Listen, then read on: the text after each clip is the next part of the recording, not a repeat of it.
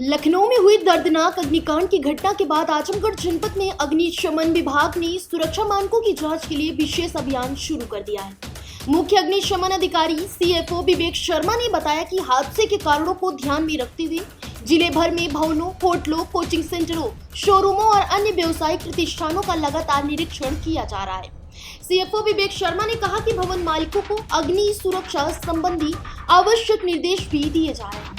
उन्होंने बताया कि जनरेटर को भवन से कम 3 मीटर की दूरी पर या छत पर स्थापित किया जाना चाहिए तथा उसे बेसमेंट में नहीं रखा जाना चाहिए। इसी प्रकार ट्रांसफार्मर भी भवन से कम 3 मीटर दूरी होना आवश्यक है। उन्होंने कहा कि कई भवनों में शीशों पर फ्लेक्स और विज्ञापन सामग्री चिपकाकर आपातकालीन निकास मार्ग और सीढ़ियों को ढक दिया जाता है, जो आग लगने की स्थिति में बेहद खतरनाक साबित हो सकता है। ऐसे मामलों को गंभीरता से लेते हुए भवन संचालकों को निर्देशित किया जा रहा है कि निकास मार्ग और सीढ़ियों को किसी प्रकार से बाधित न किया जाए। सीएफओ ने बताया कि पिछले सप्ताह जिले की 20 से 25 होटलों का निरीक्षण किया गया था। जांच के दौरान कई खामियां मिलने पर संबंधित होटल संचालकों को नोटिस जारी किए गए और आवश्यक सुधार करने के लिए निर्देश भी दिए गए थे। इसके अलावा कई व्यावसायिक भवनों में भी सुरक्षा मानकों की कमी पाई गई। उन्होंने कहा कि वर्तमान में कोचिंग सेंटरों, कंप्यूटर प्रशिक्षण संस्थानों, गद्दों की दुकानों, शोरूमों और अन्य भीड़भाड़ वाले प्रतिष्ठानों का विशेष रूप से निरीक्षण किया जा रहा है। विभाग को लगभग 50 कोचिंग सेंटरों की सूची प्राप्त हुई है, जिनकी क्रमवार जांच की जा रही है। निरीक्षण के दौरान मुकरीगंज क्षेत्र में स्थित एक बड़े वाहन शोरूम में फायर सेफ्टी की पर्याप्त व्यवस्था नहीं मिली।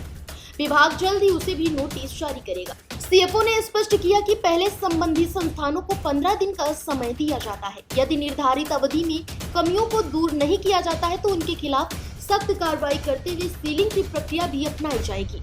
उन्होंने बताया कि अब तक जिले में 50 से अधिक नोटिस जारी किए जा चुके हैं और अग्निशमन विभाग का यह अभियान लगातार जारी रहेगा ताकि भविष्य में किसी भी बड़े हादसे को रोका जा सके। अधिकारी आजमगढ़ विवेक कुमार शर्मा हूँ। लखनऊ में जो घटना हुई है बहुत दुखद है।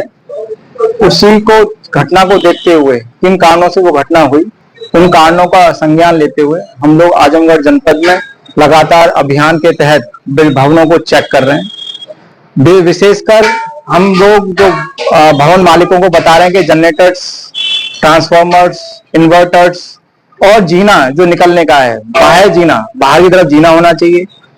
जनरेटर जो 3 मीटर दूर रखें या छत के ऊपर रखें, बेसमेंट में ना रखें उनको। ट्रांसफार्मर 3 मीटर दूर रखना चाहिए बिल्डिंग से कम से कम।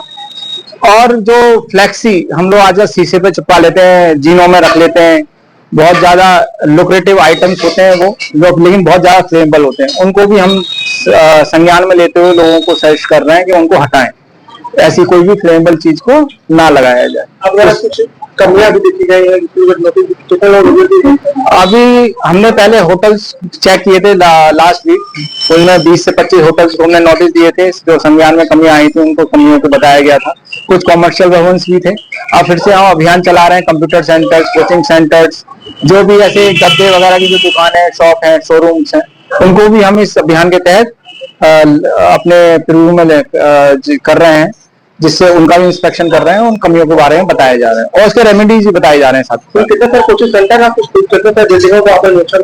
जो कभी हमारे पास लिस्ट आई है वो 50 कोचिंग सेंटर्स की आई है जो अप्रूव्ड हैं, लेकिन हम उनके अलावा भी जो कोचिंग सेंटर्स बिना अप्रूवल के भी चल रहे हैं उनको भी चेक कर रहे हैं।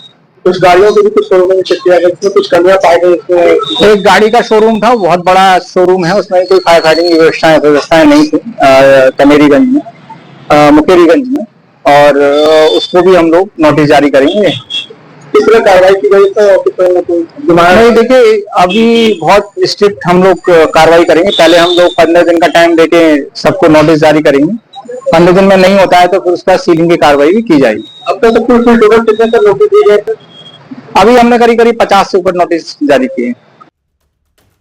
फिलहाल इस खबर में बस इतना ही।